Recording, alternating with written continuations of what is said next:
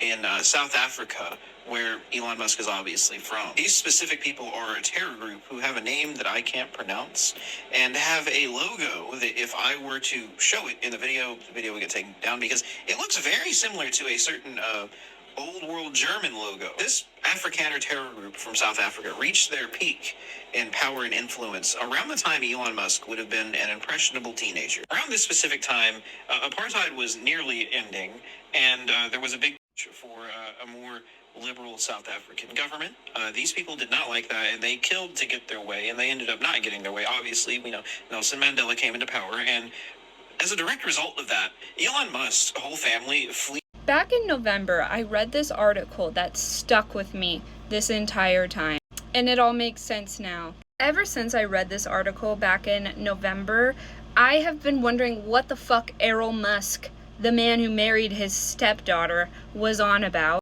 Elon Musk is embracing his South African heritage to fulfill his destiny, proud dad says. A tech mogul, Elon Musk prepares to step into a new political role in the next Trump administration. His dad, Errol, seemed proud about his son's transition from left-wing to right-wing politics. The article goes on to talk about how they had an estranged relationship and said that it's understood that one of the worst periods of their relationship was when Errol considered Elon a super lefty liberal. Which also connected some dots for me because whenever the election was over, I went and looked at Elon's open secrets because I was like, what the fuck? And I found out that he was like donating to left and right politics over the years. And at some point he made a super hard switch to just right politics. At the time, I attributed this to how billionaires often donate to left and right because they're looking for which party will, accommodate them the best financially. According to Errol, the one thing that sort of mended their relationship was the fact that Donald Trump gave Elon